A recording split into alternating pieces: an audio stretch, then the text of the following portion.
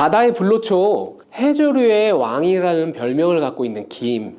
이런 몸에 좋은 김도 잘못 알고 먹으면 암에 걸리고 치매에 걸릴 수 있다는 사실 알고 계신가요? 아무리 좋은 음식도 제대로 알고 드실 때 건강을 지킬 수 있는 보약이 될 수 있는 것이죠. 식탁 위에 빼놓을 수 없는 반찬, 김의 효능 5가지와 김을 드실 때 주의해야 될 분들, 그리고 김과 함께 먹으면 보약이 되는 최고의 음식과 김을 굽는 방법, 그리고 김을 고르는 방법까지 김에 대한 모든 것 알려드릴게요. 입맛도 없고 마땅한 반찬도 없을 때 김 하나만 있어도 밥 한 그릇 뚝딱 해치울 수 있잖아요.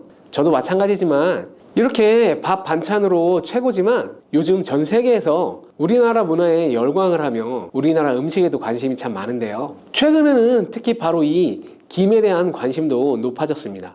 냉동김밥이 어마어마하게 많이 팔리면서 김에 대한 인기도 높아져 과자처럼 간식으로 김을 많이 먹고 있다고 하는데요. 전 세계적으로 선풍적인 인기를 끌고 있는 김의 첫 번째 효능이 바로 뇌를 건강하게 해서 치매를 예방하는 데 좋다는 것입니다. 김에는 뇌신경을 활성화시키는 비타민 B1과 비타민 B2가 풍부하게 들어있는데요. 이 비타민들이 뇌세포의 건강을 유지하고 신경 전달 물질을 생성하는 데 도움을 주어 기억력을 향상시키고 뇌를 계속해서 활성화시켜 줍니다.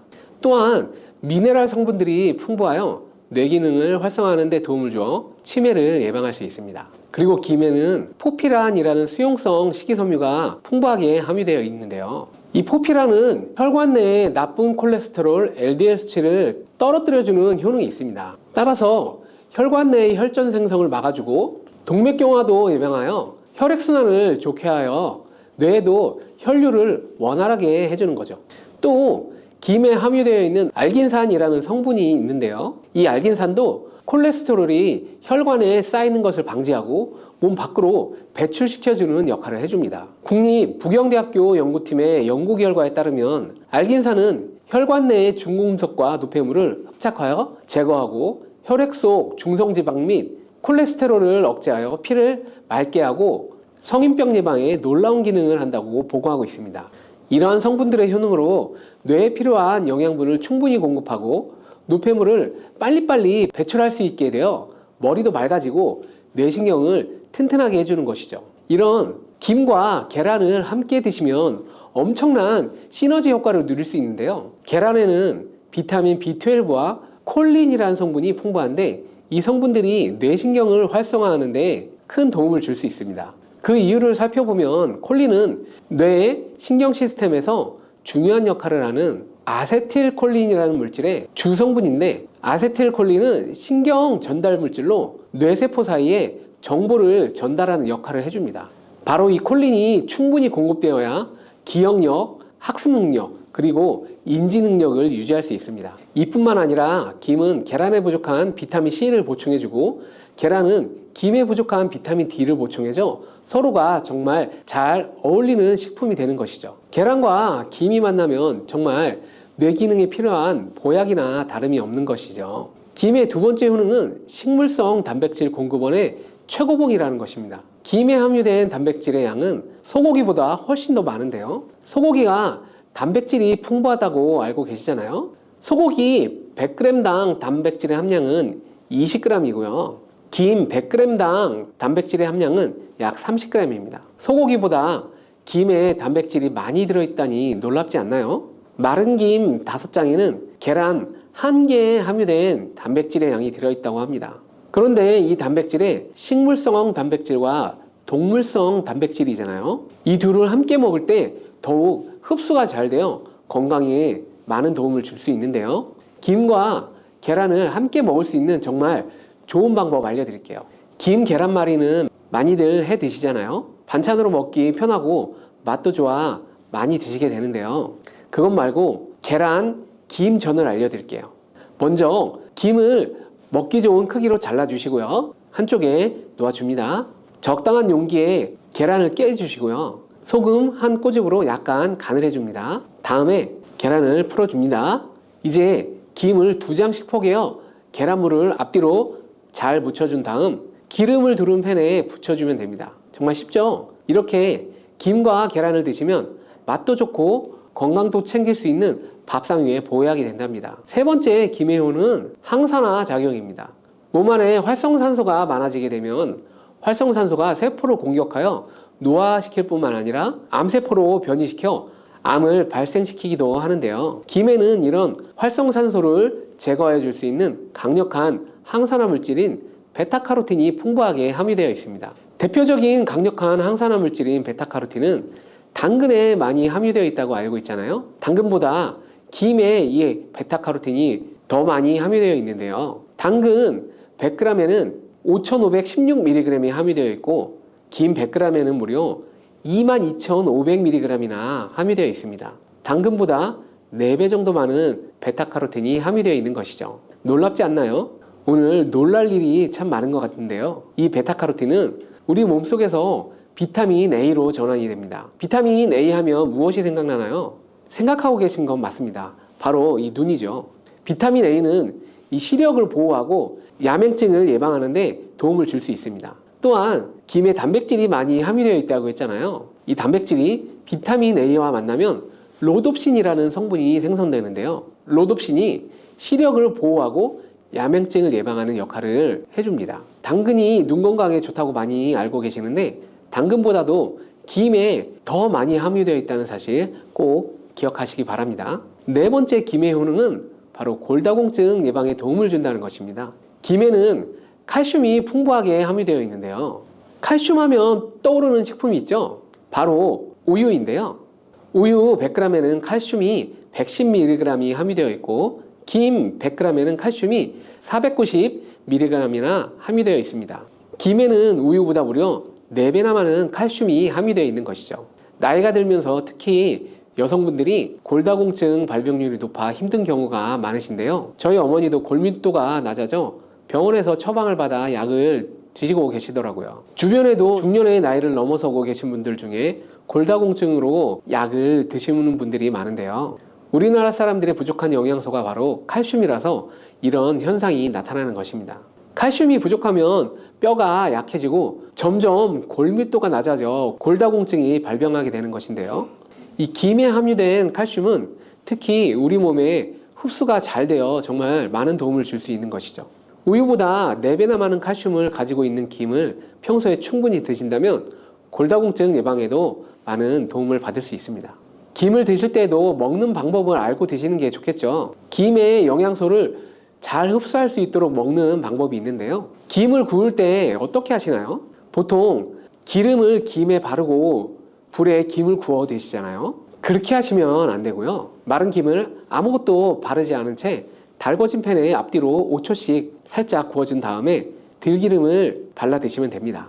김에 열을 가하게 되면 김에 함유된 영양소들이 체내의 흡수율이 높아지게 되는데요. 들기름을 굽기 전에 바르지 않고 구운 후에 바르는 이유는 들기름이 열에 약해서 들기름을 바른 채 굽게 되면 들기름이 산패되어 오히려 건강을 해칠 수 있기 때문입니다. 열을 가하지 않은 들기름을 바르면 들기름의 불포화 지방산이 또 혈관을 깨끗하게 해줘서 더욱 건강한 식사를 할 수 있습니다. 5번째 김의 효능은 당뇨를 완화시키는 데 도움을 준다는 것입니다. 당뇨가 있는 분들은 비타민 B12가 결핍되어 있는 분들이 많은데요. 김에 바로 이 비타민 B12가 풍부하게 함유되어 있어 당뇨를 완화시키는 데 도움이 되는데요. 2017년 한국식품과학회지에 실려있는 연구에서 당뇨 환자들이 김을 섭취하면 혈당 수치를 낮추는 데 도움이 된다고 보고했습니다. 이는 김에 함유된 비타민 B12 때문이라고 밝혔습니다. 당뇨 환자는 비타민 B12가 결핍되기 쉬운데요. 그 이유로는 비타민 B12는 고기에 보통 많이 함유되어 있는데 당뇨 환자의 식단은 채식인 경우가 많아서 비타민 B12를 섭취할 수 있는 기회가 적어지기 때문입니다. 또한 당뇨 환자에게 처방되는 메트포르민 계열의 성분들의 약물이 비타민 B12의 흡수를 방해해 비타민 B12가 결핍될 가능성은 더욱 높아집니다. 당뇨 환자들은 고혈당으로 인해 신경이 많이 손상이 되는데요. 이 때문에 손발 끝이 저리거나 통증이 오는 신경합병증이 발생하게 됩니다. 이런 증상들을 완화시키고 신경이 손상되지 않도록 보호하는 역할을 비타민 B12가 해주는 것이죠. 이런 이유로 당뇨 환자는 비타민 B12의 섭취를 신경 써서 해주는 것이 좋지만 말씀드린 대로 육류 식단은 또 당뇨 환자의 식단에 잘 들어가 있지 않아요. 그래서 비타민 B12가 풍부한 김을 섭취하시는 것이 당뇨 환자에게 정말 좋은 대안이 되는 것입니다. 비타민 B12의 하루 권장 섭취량은 2.4 마이크로그램인데요. 이는 자르지 않은 김 한 장만 섭취해도 충분히 섭취할 수 있는 양입니다. 당뇨가 있는 분들이라면 오늘부터 꼭 식사할 때 김을 챙겨 드셔야겠죠. 다만 시중에 판매되는 조미김은 기름에 구워지고 그 기름이 산패될 가능성이 높아 오히려 건강에 해로울 수 있으니 알려드린 대로 마른 김에 기름을 바르지 않고 달궈진 팬에 살짝 구워서 드시기 바랍니다. 그런데 이렇게 평소에 많이 드시고 계신데 잘못 드시면 건강을 해칠 수도 있다는 사실 알고 계신가요? 특별히 갑상선이 약하신 분들은 김을 섭취하는 데 주의하셔야겠습니다. 갑상선은 우리 몸에서 가장 중요한 내분비 기관 중 하나인데요. 갑상선은 목 부분 기관지 아래에 위치한 나비 모양의 내분비 기관입니다. 중요한 여러 기능을 하지만 그 중에서도 특별히 대사율을 조절하는 기능을 하는데요. 갑상선에서 T3, T4 호르몬을 분비하여 우리 몸의 에너지 소비와 체온 조절을 하는데 중요한 역할을 하는 것입니다. 그리고 갑상선 호르몬은 신경 시스템의 정상적인 기능을 유지하는 데 꼭 필요한데요. 이 호르몬이 제대로 분비가 되지 않아 수치가 너무 높거나 낮게 되면 우울증, 불안 증세, 기억력 감퇴 등의 문제가 발생할 수 있습니다. 이 갑상선 호르몬 중에 요오드라는 게 있는데요. 김에 이 요오드가 풍부하게 함유되어 있습니다. 요오드가 부족하면 체중이 늘어나고 탈모가 생길 수 있으며 만성 피로 때문에 힘들어질 수 있습니다. 세계보건기구에서는 요오드가 부족하면 뇌세포가 손상되고 치매가 발생할 수도 있다고 보고하고 있습니다. 이렇게 중요한 요오드, 김에 풍부하니 먹어야 되는 거 아닌가? 이렇게 생각하고 계시죠? 맞는 말씀이긴 하지만 바로 예외가 있습니다. 갑상선이 약하신 분들은 김 섭취에 주의해야 된다고 했잖아요. 갑상선 저하증이나 항진증이 있는 분들이 김을 많이 드시게 되면 오히려 건강을 해칠 수 있습니다. 건강하신 분들은 김을 많이 드셔도 호르몬 조절이 되어 문제가 없지만 갑상선에 문제가 있어 호르몬 조절이 잘 안 되시는 분들은 이 요오드의 수치가 높아지게 되면 체내에 활성산소가 증가하여 염증을 일으키고 갑상선염을 유발하여 심해지면 갑상선 암으로 발전시킬 수도 있습니다.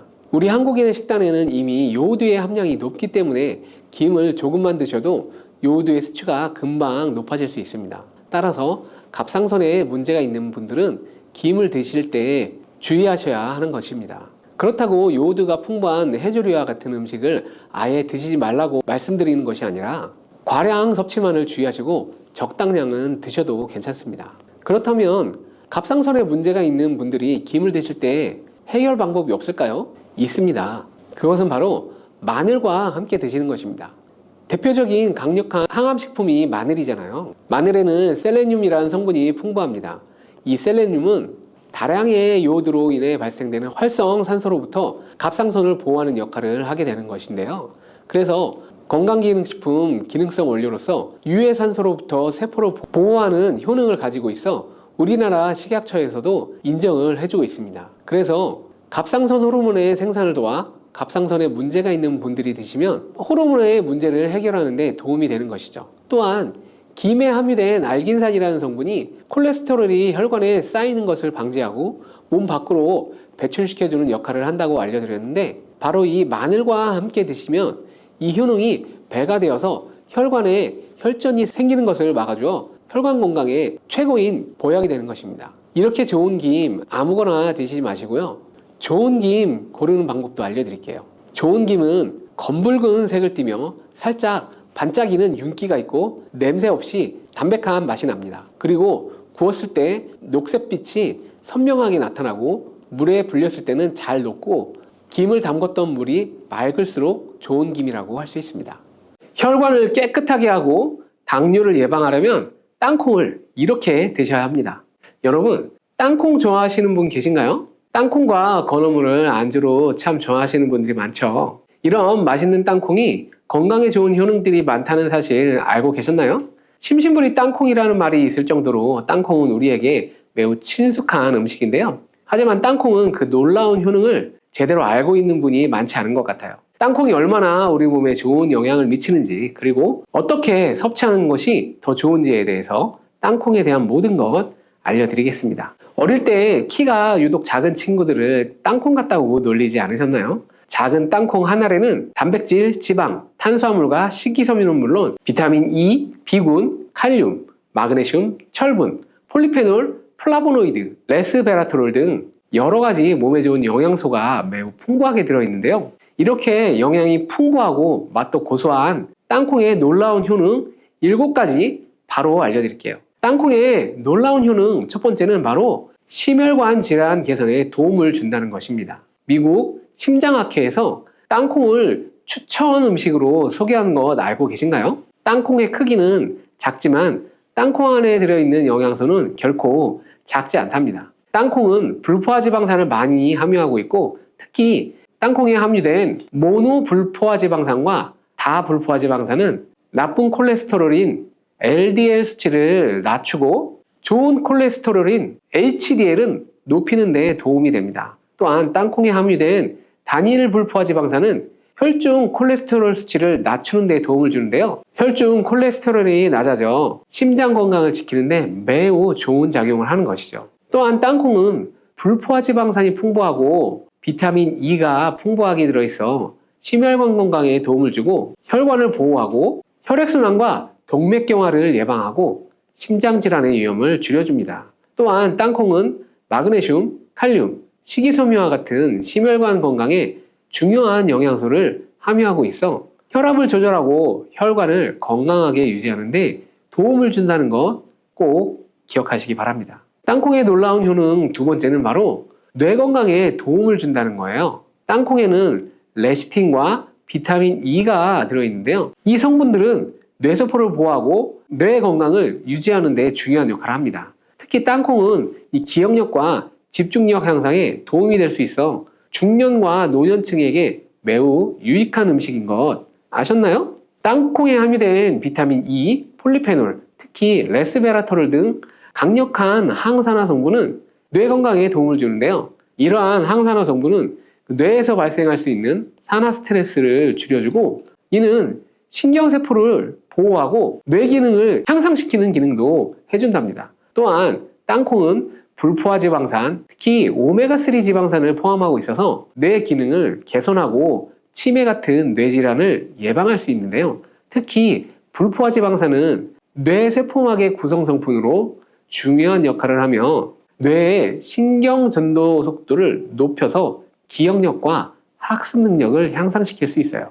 땅콩의 효능 정말 놀랍지 않나요? 아직 놀라기는 이른데요. 땅콩의 효능 세 번째는 바로 이 체중 관리에 도움을 주는 것입니다. 땅콩은 단백질과 섬유질이 풍부해서 조금만 먹어도 이 포만감을 오래 유지시켜 주는데요. 그래서 과식을 예방하고 체중을 관리하는데 도움을 줄 수 있는 것이죠. 그리고 땅콩도 좋지만 땅콩을 갈아 만드는 땅콩 버터도 포만감을 오래 유지시켜줘서 과식을 방지하는 데 효과적입니다. 또한 단백질과 지방이 풍부해서 에너지를 공급하고 건강한 체중 관리를 도와줍니다. 하지만 모든 음식은 과유불급, 작지만 영양이 풍부한 땅콩은 이 고칼로리 식품이기 때문에 하루에 11에서 20알 정도 적당량을 섭취하는 것이 중요하다는 거 꼭 기억해 주시기 바랍니다. 땅콩의 놀라운 효능 네 번째는 바로 당뇨 관리에 좋다는 거예요. 땅콩이 당뇨에 얼마나 좋은 효능이 있는지 알고 계셨나요? 땅콩에는 불포화지방산이 많이 함유되어 있고 혈당 지수가 낮아서 혈당을 천천히 올라가게 하는 효과가 있어요. 그래서 당뇨병 환자들에게도 좋은 간식으로 평가되고 있습니다. 또한 그 땅콩에 포함된 섬유질과 단백질이 혈당을 안정적으로 유지하는 데 도움을 주는데요. 땅콩에 함유된 식이섬유 또한 혈당의 흡수를 늦추고 혈당 수치를 안정적으로 유지하는 데 도움을 준다는 것이에요. 이뿐만 아니라 땅콩의 마그네슘과 비타민 B군은 인슐린 감수성을 향상시키는 데 도움을 주고, 이로 인해서 땅콩은 당뇨병 예방 및 혈당 관리에 탁월한 식품으로 평가되고 있습니다. 땅콩의 효능 정말 놀랍지 않나요? 아직 끝나지 않았어요. 땅콩의 효능 다섯 번째는 이 피부 건강에 도움을 준다는 거예요. 땅콩에 들어있는 비타민 E와 항산화 물질들이 피부를 건강하게 유지하는 데 좋은 영향을 주는데요. 땅콩에 들어있는 비타민 E는 강력한 항산화제로서 피부 세포를 자유 라디칼로부터 보호하고 피부 노화를 지연시키는 데 좋은 영향을 줍니다. 이 성분은 피부의 탄력을 유지하고 주름을 예방하는 데 효과적이며 피부 노화를 방지하고 염증을 줄여주고 피부를 매끄럽고 촉촉하게 만들어줍니다. 그래서 땅콩은 아름다운 피부를 위한 좋은 식품인 것이죠. 그리고 땅콩에 포함된 불포화지방산, 특히 올레산과 리놀렌산은 피부의 수분 유지를 도와서 피부가 건조해지지 않도록 하며 염증을 줄여주고 피부 트러블을 완화하는 데 도움을 줄 수 있습니다. 뿐만 아니라 땅콩에는 아연이 포함되어 있어서 피부 회복에 아주 중요한 역할을 해줍니다. 땅콩에 함유되어 있는 아연은 상처 치유를 돕고 여드름과 같은 피부 문제를 개선하는 데 놀라운 효능도 있답니다. 땅콩의 효능 6번째는 바로 소화 건강에 도움을 준다는 거예요. 땅콩에는 식이섬유가 풍부해서 소화 시스템에 좋은 영향을 주는데요. 식이섬유는 장의 움직임을 촉진시켜 변비를 예방하고 장내에 유익한 미생물의 활동을 도와서 장 건강에 매우 좋은 환경을 만들어줍니다. 또한 땅콩에 포함된 불용성 섬유는 특히 장을 자극해 배변을 원활하게 하고 장의 건강을 유지하는데 아주 중요한 역할을 하는데요. 이 섬유는 장에서 물을 흡수해서 변을 무르게 만들어줍니다. 땅콩의 놀라운 효능 7번째는 바로 좋은 단백질과 건강한 지방 섭취에 좋은 공급원이라는 거예요. 땅콩은 고기나 다른 동물성 단백질에 비해서 지방이 적고 채식주의자나 비건이 단백질을 섭취할 때 아주 유용한 대체 식품이 될 수 있는데요. 100g의 땅콩은 약 25에서 30g의 단백질을 함유하고 있다는 건 아셨나요? 우리가 흔히 좋은 단백질 공급식품이라고 생각하는 닭가슴살의 단백질 함량이 100g당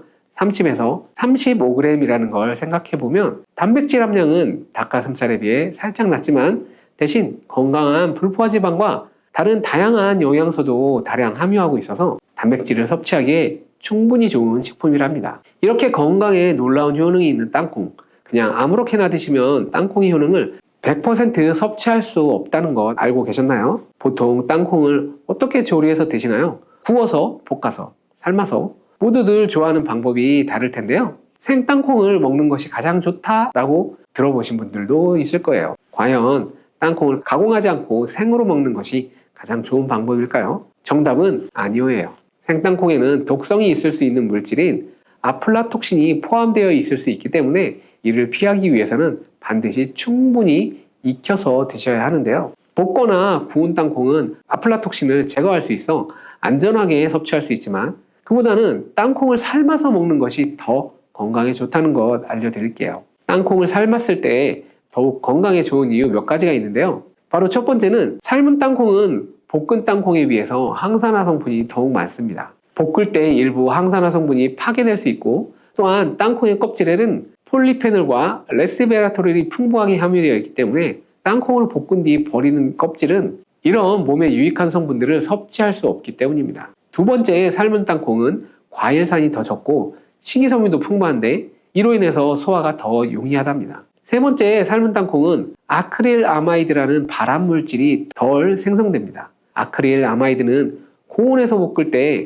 발생할 수 있는데 삶는 과정에서는 이 유해물질이 생성되지 않습니다. 이제는 건강을 위해서 삶아서 드셔야 된다는 것 아셨죠? 하지만 땅콩을 섭취하시기 번거롭거나 조금 더 쉽게 섭취하시고 싶은 분도 계실 텐데요. 이런 분들은 땅콩 버터를 드시면 됩니다. 땅콩 버터는 땅콩에 버터를 넣은 것 아니야 라고 생각하시는 분들도 계시죠. 그것은 아니고 땅콩을 계속 갈게 되면 크림과 같은 형태로 변하게 되는데 이게 마치 버터처럼 부드러워서 땅콩 버터라고 부르는 거예요. 땅콩 버터는 땅콩의 영양소를 그대로 담고 있어서 섭취할 때 매우 좋은데요. 다만 가공된 땅콩 버터에는 설탕이나 염분이 추가될 수 있기 때문에 첨가물이 없는 순수한 땅콩 버터를 선택하시는 게 좋겠죠. 땅콩 버터는 샐러드 드레싱에 넣거나 통밀빵에 발라 드시면 더욱 맛있고 건강하게 섭취할 수 있습니다. 맛도 좋고 건강에도 좋은 땅콩, 이렇게 좋은 땅콩도 섭취할 때 몇 가지 주의할 점이 있는데요. 혹시 알고 계신가요?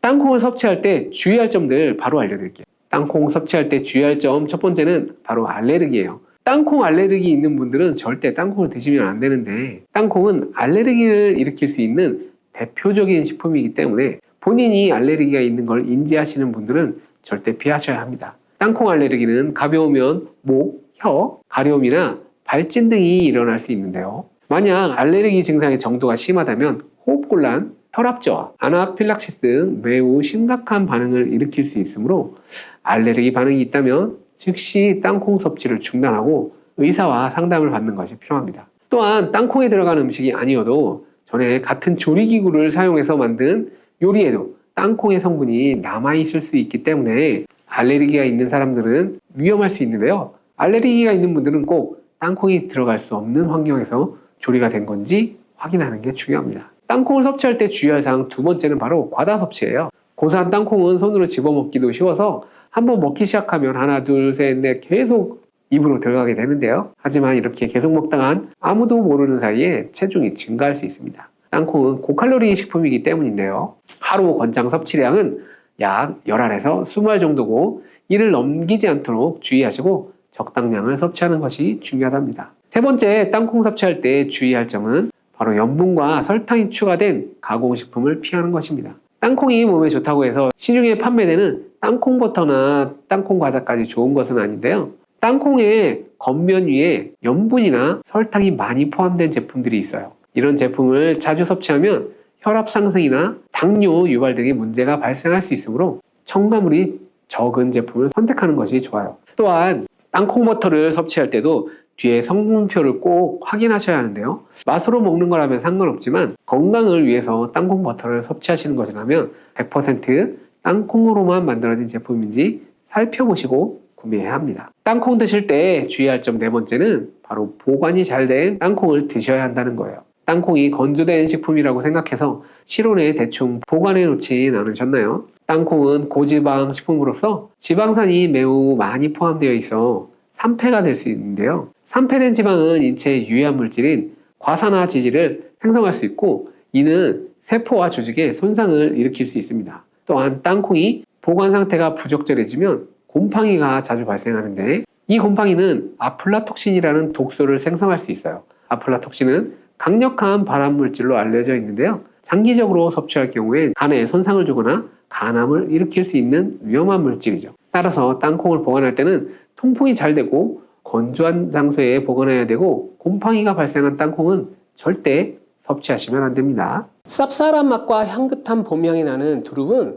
당뇨 예방, 혈관 청소, 염증 제거, 면역력 증진, 항암작용, 관절염 방지 등 우리 몸에 좋은 효능이 정말 많은데요. 그런데 두릅에 대해 10명 중 9명은 이걸 잘 모르더라고요. 바로 두릅을 먹는 방법에 따라 두릅에 있는 영양 성분을 거의 흡수하지 못할 수도 있고 오히려 건강을 해칠 수도 있다는 거예요. 두릅의 효능, 그리고 효능을 극대화시키는 방법, 그리고 두릅과 함께 먹으면 좋은 음식, 두릅 요리의 특급 조리법, 두릅 먹을 때 주의할 점까지 두릅에 대한 모든 것 알아볼게요. 봄나무를 대표하는 두릅은 특유의 쌉싸름한 맛과 향이 있어 인기 만점인 채소인데요. 두릅은 빠르게 3월부터 채취를 시작하여 5월까지가 제철이고 이때 맛과 향이 가장 뛰어난 것으로 알려져 있습니다. 두릅의 종류에는 참두릅, 땅두릅, 개두릅이 있는데요. 참두릅은 두릅나무에 달리는 새순을 채취한 것이고 가장 많이 판매되고 있는 두릅입니다. 땅두릅은 나무두릅과 달리 땅에서 난다고 하여 땅두릅인데요. 한방에서는 독활이라고 부르며 감기, 두통, 관절염 등의 약으로 사용되기도 합니다. 개두릅은 엄나무의 새순이며 참두릅보다 맛이 떨어지고 새순이 붉은빛이 돌고 참두릅과 달리 새순에도 가시가 있는 것이 특징입니다. 이런 두릅은 맛과 향이 뛰어날 뿐만 아니라 영양 성분도 풍부하여 건강에 아주 좋은데요. 두릅에는 비타민 A, 비타민 K, 그리고 대표적인 항산화 물질인 베타카로틴이 풍부할 뿐 아니라 비타민 A는 면역력을 향상하고 항산화 및 항염 효과가 뛰어납니다. 비타민 A는 피부와 점막을 건강하게 유지시켜 외부로부터 세균과 바이러스의 침입을 방어하는 첫 번째 장벽 역할을 하며 면역세포의 기능을 활성화시켜주어 우리 몸이 세균, 바이러스와 싸울 수 있도록 도와주는 역할을 합니다. 또한 활성산소를 제거하는 항산화 작용으로 몸의 노화를 방지하고 다양한 질병의 발생 위험을 줄여주는 효능이 있습니다. 두릅에 풍부한 비타민 K는 뼈를 튼튼하게 하고 혈관을 건강하게 하는 데 도움을 주는데요. 비타민 K는 칼슘의 흡수를 돕고 뼈에서 칼슘이 빠져나가는 것을 방지하여 뼈의 밀도를 높여주고 골다공증과 같은 뼈질환을 예방합니다. 또한 혈관 내 염증을 억제하고 칼슘이 혈관에 침착되는 것을 억제하여 동맥경화, 고혈압, 심장병 등의 심혈관 질환을 예방하는 데에도 도움을 주는 것으로 알려져 있습니다. 다만 비타민 A, 비타민 K 등은 지용성인 성분으로 그냥 물에 데쳐서 섭취할 경우엔 흡수율이 10%도 되지 않는다고 하는데요. 왜냐하면 지용성 성분은 물에는 잘 녹지 않고 기름에 잘 녹는 성분이기 때문입니다. 그래서 두릅을 물에 살짝 데친 후에 기름에 조리해서 섭취하면 흡수율이 최대 8배까지 높아질 수 있는 거죠. 그런데 기름도 아무 기름이나 사용하면 오히려 건강을 해칠 수 있는데요. 올리브유 또는 들기름과 같이 오메가3 지방산이 풍부한 기름을 사용하는 것이 좋습니다. 오메가3 지방산이 풍부한 기름과 두릅의 지용성 영양 성분이 만나 효과가 폭발할 수 있는 거예요. 그러니까 두릅은 반드시 기름에 볶아서 드시는 게 좋겠죠. 그런데 기름에 볶은 두릅하고 같이 먹으면 맛도 좋고 보약이 되는 음식이 있다고 하면 어떻게 하시겠어요? 당연히 같이 요리해 드시는 게 좋겠죠. 첫 번째가 바로 소고기입니다. 두릅과 소고기는 최고의 음식 궁합으로 영양학자들이 손꼽는 조합인데요. 소고기의 불포화 지방산이 두릅의 풍부한 비타민과 철분, 마그네슘 등의 무기질을 흡수하는 데 도움을 주고 두릅의 부족한 단백질을 소고기가 보충해 줍니다. 소고기에는 단백질이 풍부한 장점도 있지만 콜레스테롤이 많아 혈관 건강에 안 좋은 단점이 있는데요. 쌉쌀한 맛을 내는 두릅의 사포닌 성분이 유해 콜레스테롤을 녹여 배출시켜주는 역할을 하여 소고기의 단점을 보완해 줍니다. 또한 사포닌은 포도당의 생성을 억제하여 혈당을 낮춰줄 뿐 아니라 인슐린 분비를 활성화시켜주어 당뇨를 예방하는 데에도 탁월한 효능이 있습니다. 그리고 소고기에는 단백질뿐만 아니라 우리 몸에 필요한 아미노산이 풍부하게 함유되어 있고 두릅의 식물성 단백질과 소고기의 동물성 단백질의 조화로 근육을 탄탄하게 하고 에너지를 풍부하게 공급해주어 피로 회복에도 도움을 주는 천연 자양강장제가 된답니다. 소고기 하면 철분이 많다는 것도 알고 계시죠? 소고기의 철분은 혈액 생성에 필수적인 성분이고 폐에서 산소를 운반하는 아주 중요한 역할을 하는데요. 이 철분이 두릅의 비타민과 만나게 되면 몸속에서 100가지 이상의 효소 반응에 관여하여 특히 뇌로 가는 뇌혈관 속에 산소를 공급하는 데 도움을 줍니다. 이 효능으로 기억력 향상과 인지 능력을 향상시키고 치매 예방과 뇌 건강에 탁월한 효능을 발휘하게 되는 것입니다. 소고기와 두릅의 특급 레시피 하나 알려드릴게요. 먼저 잘 다듬은 두릅을 끓는 물에 30초만 데쳐줍니다. 그리고 얇게 저민 소고기에 두릅을 올려 김밥처럼 돌돌 말아주고 올리브유를 두른 팬에 소고기 말이 두릅을 익혀줍니다. 그리고 마지막으로 접시에 올린 후에 들기름을 살짝 둘러주시면 들기름의 고소함과 두릅의 향긋한 향이 어우러진 고급 요리가 완성됩니다. 두 번째, 두릅과 함께 먹으면 좋은 음식은 바로 두부입니다. 50대 이상 나이가 들수록 두부의 섭취는 정말 중요한데요. 두부는 기본적으로 단백질이 풍부한데 이뿐 아니라 리놀렌산, 레시틴, 피토스테롤 등의 성분이 풍부해 몸 안의 콜레스테롤 수치를 낮춰주고 혈액순환을 원활하게 하여 동맥경화, 심근경색, 뇌출혈 등의 심혈관 질환을 예방할 수 있습니다. 두부는 체력과 근력을 유지하는 데 도움을 주는데요. 바로 두부의 풍부한 단백질 때문이죠. 근육은 매일 일정량이 새로운 근육으로 대체되기 때문에 매일매일 단백질을 공급해줘야 하는데요. 우리 몸에 단백질을 공급해주기 위해 정말 유용한 음식이 두부인 것이죠. 이때 두릅과 함께 먹으면 효과는 극대화가 되는데요. 두릅은 몸 안의 염증을 억제하여 관절염과 류마티스 관절염 등의 여러 염증 질환을 예방하고 염증으로 인한 통증도 개선하는 데 도움을 줍니다. 또한 두릅은 무릎 연골을 보호해주기도 하는데요. 이렇게 두부와 두릅을 함께 섭취하면 50대 이후에 나타나는 근손실과 관절 통증, 염증으로 인한 문제들을 예방하는 데 탁월한 효능을 누릴 수 있습니다. 두부와 두릅을 함께 드실 수 있는 조리법도 알려드릴게요. 두릅은 끓는 물에 30초 정도 데쳐줍니다. 그리고 두릅은 반을 갈라 한쪽 면을 납작하게 해줍니다. 두부는 두릅의 크기에 맞게 약간 길게 잘라주시고 기름을 두른 팬에 올려줍니다. 그 위에 두릅을 올려주고 계란물을 숟가락을 이용해 두릅과 두부 위에 부어줍니다. 그 후 앞뒤로 잘 붙여주시면 두부 두릅전이 완성됩니다. 세 번째, 두릅과 함께 먹으면 좋은 음식은 바로 표고버섯입니다. 두릅과 같이 표고버섯도 독특한 향과 맛 그리고 풍부한 영양소를 함유하고 있는데요. 표고버섯 하면 항암 식품으로도 많이 알려져 있듯이 두릅 또한 암 환자들의 식단에 꼭 들어가는 식재료입니다. 두릅에 함유된 사포닌과 셀레늄이라는 성분이 암세포의 증식을 억제하기 때문인데요.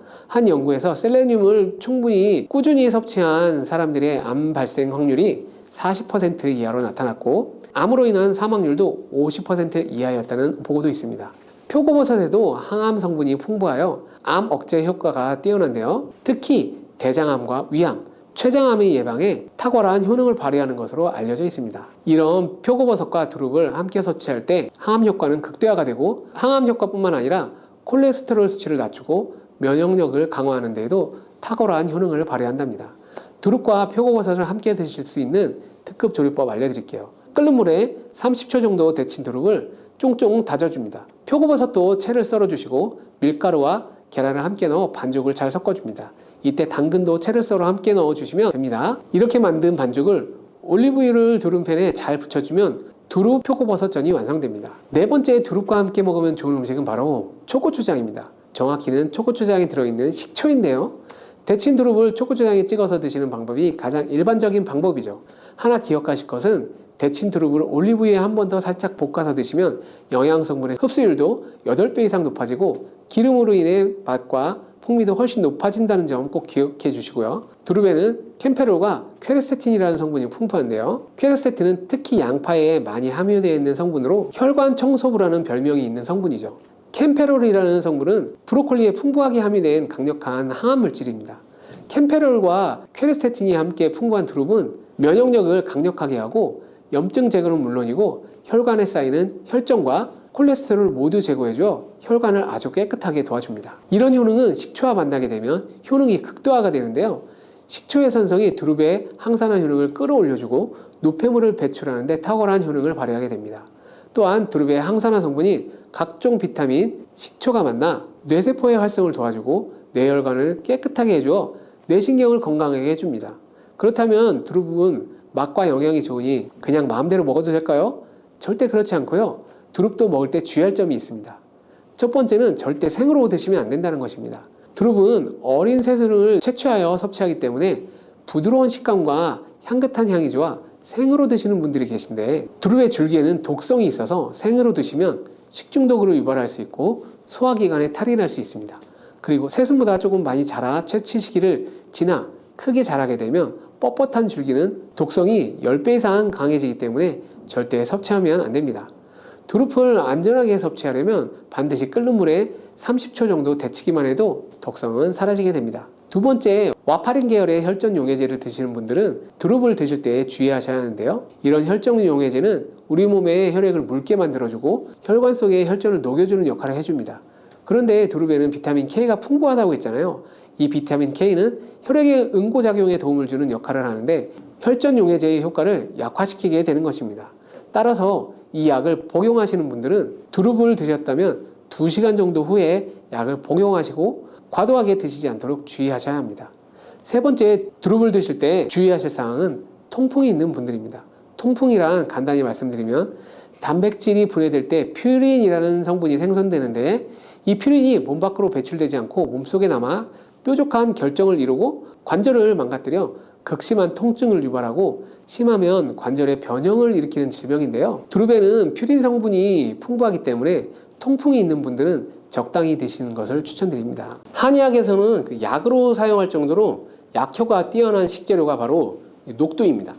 우리 선조들은 이 약효를 잘 알고 일반 가정에서도 많이 사용을 했는데요. 이런 녹두가 만병의 근원인 고혈압과 당뇨에도 좋다는 사실 알고 계셨나요?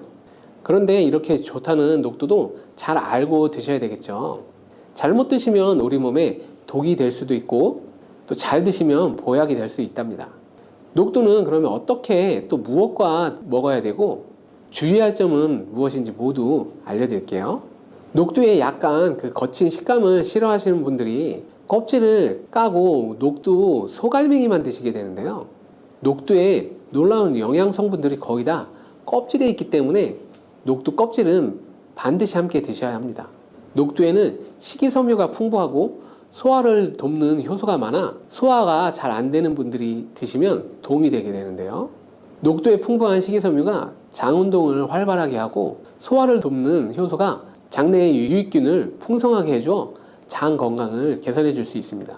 우리의 선조들은 기력이 많이 약해진 환자에게 녹두죽을 먹여 몸을 회복시켜 주었는데요.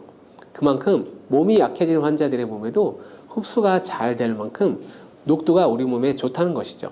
놀랍게도 녹두에는 마그네슘, 칼슘과 같은 미네랄 성분들이 풍부한데 이 풍부한 칼슘은 골다공증을 예방하고 뼈를 튼튼하게 하는 효과가 있습니다. 칼슘이 뼈를 이루는 주성분인 것은 잘 알고 계시죠? 마그네슘은 이런 필수 미네랄인 칼슘의 흡수를 도와주기 때문에 녹두가 뼈 건강에도 놀라운 효능을 발휘할 수 있는 것입니다. 그런데 녹두는 성질이 차기 때문에 몸이 찬 분들은 주의해서 드시는 게 좋은데요.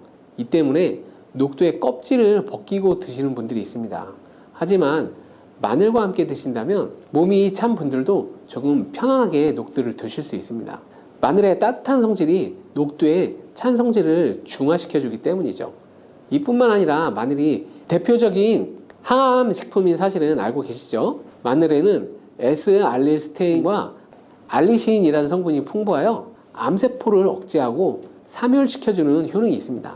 또한 강력한 항산화 성분인 폴리페놀이 많이 들어있어 나쁜 콜레스테롤의 생성을 막아 혈관을 깨끗하게 만들어주기 때문에 심혈관 질환을 예방하는데 매우 탁월하답니다. 이뿐만 아니라 체내 지방의 대사를 촉진하여 지방 분해를 통해 체지방을 제거하고 비만을 예방하는 효능까지 있는 정말 놀라운 식품이죠. 그래서 마늘을 녹두와 함께 드시면 시너지 효과가 있기 때문에 우리 몸에 보약이 될 수 있습니다. 마늘과 녹두를 함께 먹을 수 있는 가장 간단한 방법은 마늘 녹두밥을 지어 먹으면 되는데요. 녹두를 물에 충분히 불려서 밥을 하시면 녹두 껍질의 거친 식감을 완화시켜 편하게 드실 수 있습니다. 그리고 우리가 녹두하면 생각나는 대표적인 음식이 바로 녹두 빈대떡이 있는데요. 맛있는 녹두 빈대떡에 돼지고기를 갈아서 함께 부쳐 먹기도 하죠. 이 방법은 영양학적으로도 정말 탁월한 조합이 됩니다. 녹두에 부족한 필수 아미노산인 트립토판 같은 성분이 돼지고기에 풍부하게 들어있기 때문인데요. 트립토판이나 메티오닌 같은 필수 아미노산은 우리 몸에서 합성되지 않아 반드시 음식을 통해 섭취해야 합니다. 돼지고기가 이런 아미노산의 훌륭한 공급원이 될 수 있기 때문에 나이가 들면서 기력이 약해진 분들이 녹두와 돼지고기를 함께 드시면 기력 회복에 좋은 효과를 볼 수 있습니다. 또한 돼지고기에는 단백질이 풍부하여 근육을 튼튼하게 하는 데 도움을 주고 풍부한 비타민 B1은 피로 회복과 신경 안정에도 매우 효과적입니다. 철분도 풍부해 나이가 들며 부족해지는 철분 보충에도 효과를 볼 수 있고 필수 지방산인 리놀렌산이 많아 동맥경화와 고혈압 같은 성인병의 예방 및 아연, 셀레늄, 비타민 B6 등의 영양소가 면역력을 강화하는 데에도 도움을 줍니다. 녹두는 또한 혈당을 낮춰주고 인슐린 감수성을 높여주는 효능이 있어 당뇨 관리에도 너무 좋은 식품인데요. 풍부한 식이섬유는 소장에서 당의 흡수를 지연시켜주고 다양한 미네랄과 비타민이 당뇨로 인한 합병증을 예방하는 데도 좋은 효능이 있습니다. 이때 팥과 함께 드시면 이런 효능들이 매우 높아집니다. 팥은 강력한 항산화 성분인 안토시아닌이 풍부하여서 혈관의 활성산소를 제거해주고 혈관세포의 손상을 예방해주어 혈관을 깨끗하고 건강하게 해줄 수 있습니다. 2014년 발표한 연구에서 팥을 섭취하는 것이 2형 당뇨병 환자의 혈당 수치와 인슐린 저항성을 개선하는 데 도움이 되는 것으로 보고했습니다. 이 연구에서는 4주 동안 매일 팥을 섭취한 결과 당뇨 환자들의 공복 혈당 지수가 평균 19.5% 감소하였고 인슐린 저항성이 감소하는 결과를 볼 수 있었습니다. 또한 팥은 쌀의 10배 이상, 바나나에 또 4배 이상 많은 칼륨을 함유하고 있는데요. 칼륨은 몸 안의 나트륨을 배출하고 당뇨 환자의 신장 기능을 강화해주고 또 혈압 상승을 억제해주는 효능이 있습니다. 팥은 한의원에서 다이어트를 위한 처방을 할 때도 사용하는데요. 팥에 풍부한 칼륨은 이뇨작용을 통해 부종을 줄여주기 때문에 지방이 몸에 축적이 잘 되어 살이 찌는 사람에게 아주 효과적입니다. 특히 쉽게 붓고 쉽게 살이 찌는 분들에게 더욱 효과가 좋은데요. 한 실험에서 실험주에 팥 추출물을 먹였더니 근육 손실 없이 체지방 함량이 30% 이상 줄었고 몸무게도 37%나 감소한 결과를 발표하기도 했습니다. 자, 이렇게 녹두와 함께 복용하면 좋은 식품들을 알아봤는데요. 그렇다면 녹두를 복용할 때 주의할 점은 어떤 것이 있는지도 한번 살펴보겠습니다. 첫 번째는 녹두는 차가운 성질인데요. 녹두의 차가운 성질은 우리 몸의 열을 낮춰주고 스트레스를 해소하는 효과가 있습니다. 또한 염증을 완화시키고 통증을 줄여주는 데도 도움이 되는데요. 그래서 녹두로 속을 채운 베개를 쓰면 두통이 완화되기도 합니다. 다만 이런 찬 효능이 있기 때문에 녹두를 드실 때 주의하셔야 하는데요. 평소 몸이 찬 분들은 녹두를 많이 드시게 되면 오히려 몸에 해가 될 수도 있습니다. 위나 장이 차가워지면 소화력이 떨어지고 복통이나 변비, 설사가 나타날 수 있습니다. 이런 분들이 녹두를 드시려면 앞에서 알려드린 대로 마늘과 함께 드셔보시기 바랍니다. 그리고 두 번째 주의할 점은 바로 녹두의 강력한 해독작용입니다. 녹두의 해독작용은 우리 몸의 중요한 장기 중 하나인 간에 많은 도움을 줄 수 있는데요. 간은 우리 몸의 독소를 해독하는 역할을 맡고 있는데 녹두가 이런 간의 해독 기능을 도와주게 됩니다. 녹두에는 풍부한 단백질과 펩타이드라는 간 해독 작용에 필요한 글루타치온의 원료를 공급해주고 체내 중금속과 독성 물질과 결합하여 몸 밖으로 내보내주는 역할을 하게 됩니다. 특히 중금속 해독 연구에서는 납, 카드뮴 등의 흡수를 억제하거나 배출을 도와 독성을 완화하는 효과를 보여주기도 했습니다. 하지만 이런 효과가 우리가 보약을 복용하는 경우에는 상극이 될 수 있습니다. 보약의 효과가 녹두의 해독작용 때문에 많이 사라져버릴 수 있기 때문입니다. 그래서 한의원에서 한약을 지으면 녹두나 숙주나물을 먹지 말라고 하는 얘기가 바로 이 때문입니다. 이런 녹두의 해독작용은 녹두의 껍질에 있는 성분 때문에 나타나게 되는데요. 따라서 껍질을 제거하고 만든 요리나 녹두 전분으로 만든 청포묵, 녹두 당면을 드시면 녹두의 해독작용은 누릴 수가 없습니다. 녹두 껍질을 제거해도 알맹이에 영양성분이 풍부한데요. 해독작용이 필요한 경우에는 껍질을 제거하지 않고 복용하시는 것이 좋습니다. 세 번째로 녹두를 드실 때 주의할 점은 바로 녹두의 풍부한 칼륨입니다. 앞에서 얘기했던 것처럼 칼륨은 나트륨을 배출해주며 당뇨와 고혈압에 도움이 되지만 이 신장이 약하신 분들에게는 간혹 독이 될 수 있습니다. 신장이 약하신 분들이 녹두를 필요 이상 많이 드시게 되면 칼륨 배출이 제대로 안 되어서 몸에 칼륨이 쌓여 고칼륨 혈증이 발생할 수 있습니다. 그렇게 되면 근육 약화나 부정맥, 심장질환 등의 증상이 발생할 수 있으니 신장이 약하신 분들은 과도하게 많이 드시지 않는 것이 좋겠습니다.